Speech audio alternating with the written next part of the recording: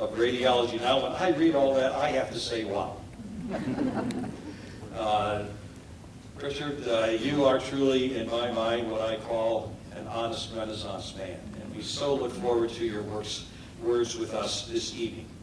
Dr. Gunderman earned his MD from the University of Chicago, but he also earned his PhD in social thought from the University of Chicago.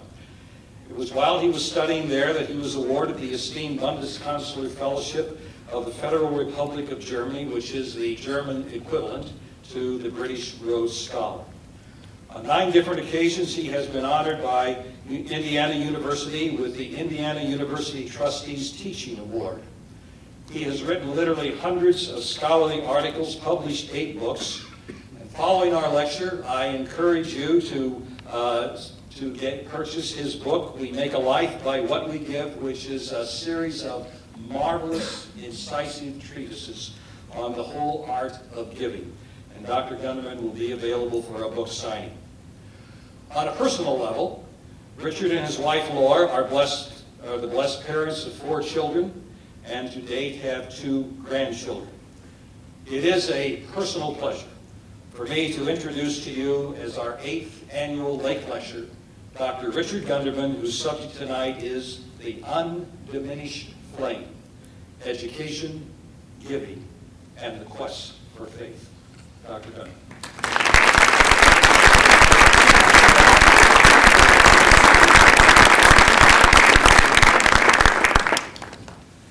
Thanks so much for being here. I hope this will be provocative. You may not agree with everything I say, but it's an immense privilege and an extraordinary treat for me to be able to look around the room and see some of my favorite people in the whole world. Family members, colleagues, students, distinguished guests. This is just a great privilege. Just by being here, you've given something extraordinary to me that I'll treasure for much of my life. But having said that, I may not be entirely agreeable in some of what I say, but I say again, I hope to be provocative and stimulate your reflection and I hope conversation around some themes in education, giving, and the quest for faith that might be worth pondering in the days to come. So the title of this is The Undiminished Flame.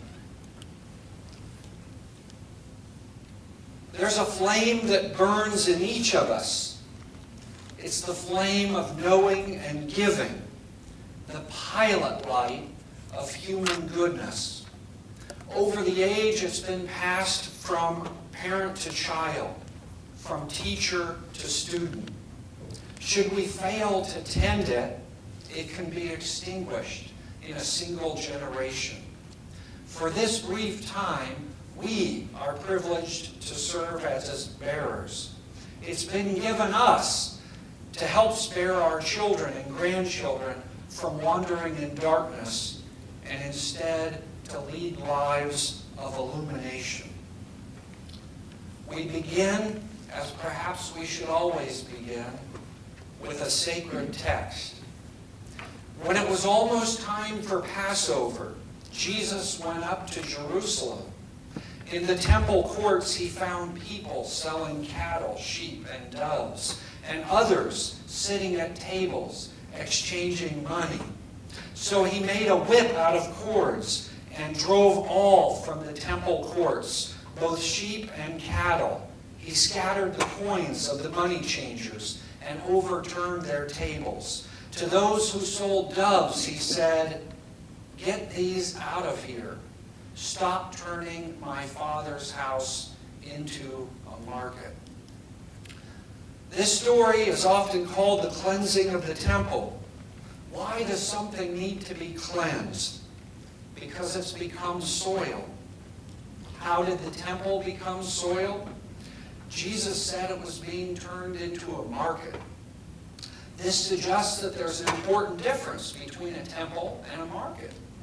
It also implies that turning a temple into a market soils it. What's a temple?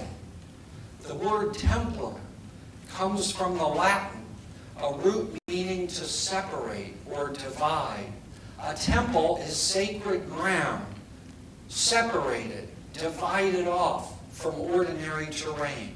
In the book of Exodus, God tells Moses, "Take off your sandals, for you are on holy ground." Some ground is different from other ground, and it calls for a different kind of attitude and a different kind of conduct. We each have our temples. For some, it's the office. For others, it's a sports arena. For still others, it's a shopping center. And inside each of these temples is a god, or at least an idol.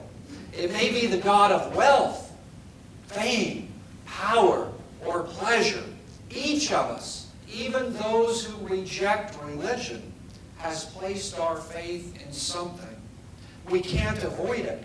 Whether we know it or not, we're staking everything, our whole lives, on a vision. Articulate it or not, we're staking our whole lives on a vision of what life is about.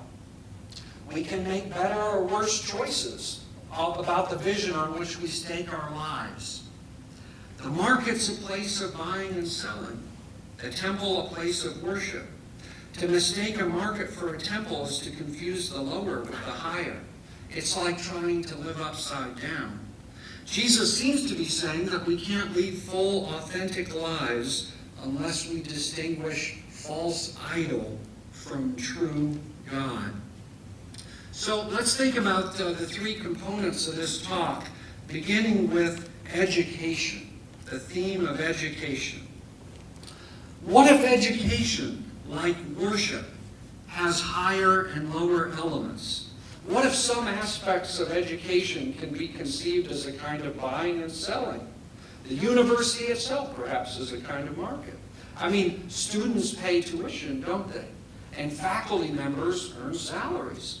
In some respects, at least, education could be likened to a commercial activity.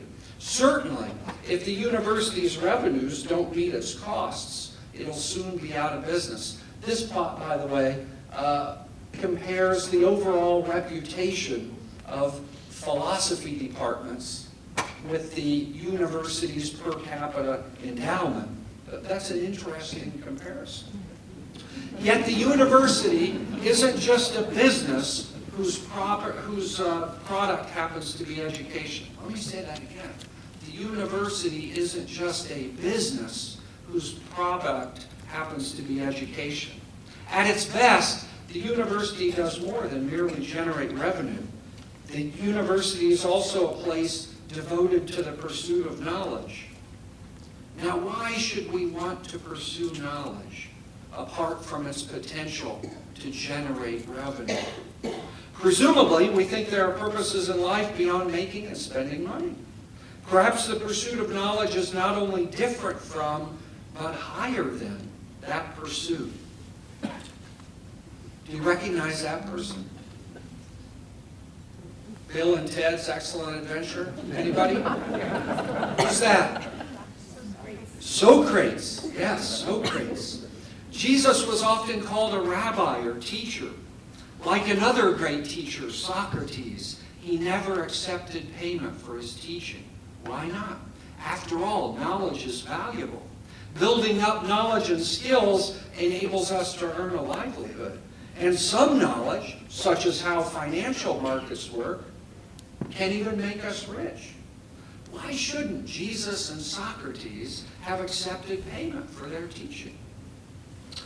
What if subordinating the quest for knowledge to the pursuit of economic gain, or for that matter, to the pursuit of fame or power, pleasure? What if subordinating knowledge is to commit ourselves to a kind of prostitution? My 5-year-old son is in the audience. To prostitute is to let something low stand before something high, like commercializing the trappings of human affection.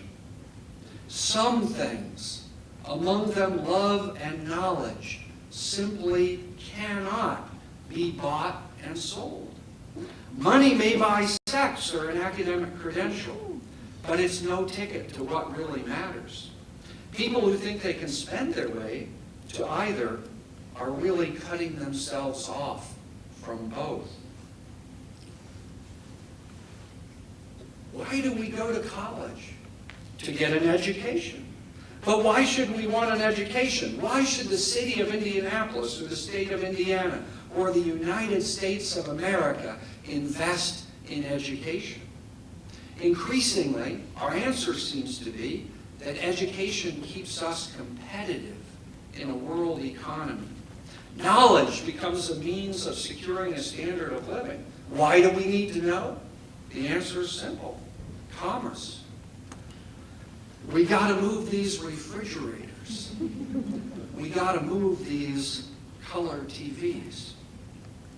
Treating knowledge as a means of making money resembles prostitution, supplanting knowledge with commerce and mistaking the lower for the higher.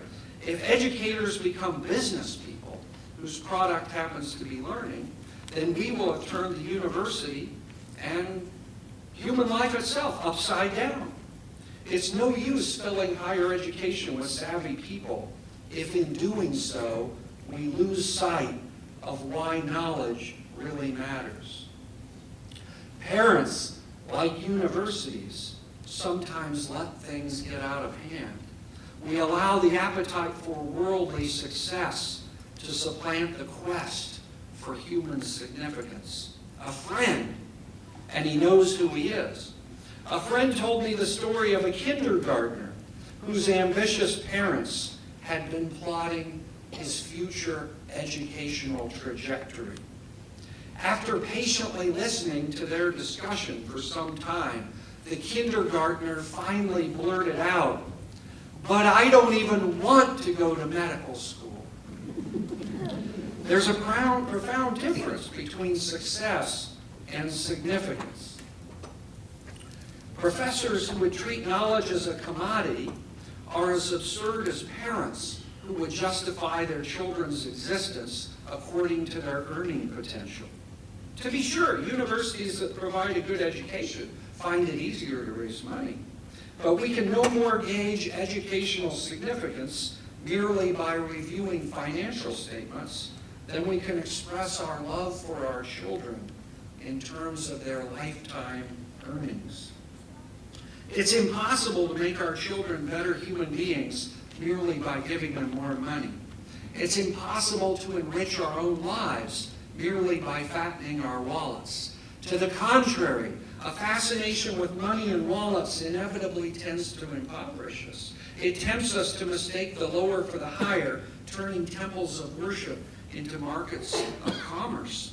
We need to exercise caution, lest we go down in history as the generation that went mad for money, making the making of money our top priority. We need to be vigilant, lest we cast ourselves as the torchbearers who transform students into customers and the faculty into knowledge vendors. In everything we do, we should always subordinate the raising of money. Subordinate the raising of money to the elevation of the human spirit. So let's talk now about giving, the second of the three themes. Supposing that we can understand and assess giving merely by measuring the flow of wealth is no less misguided than supposing that we can justify and assay education in strictly economic terms. Attempts to understand education and giving in this way aren't so much wrong as they are irrelevant. Giving's not primarily about transferring money. Giving is above all about enriching human life. Like any other human pursuit, the higher aspects of giving can be subverted by the lower. We can become so fixated on the amount of money changing hands and the hands between which it's being exchanged that we soon lose sight of the aspirations of givers and receivers and the effects of generosity on each. Someone can give or receive a lot of money and not benefit by it. The history of philanthropy is riddled with examples of gifts that produce more harm than good. Consider, for example,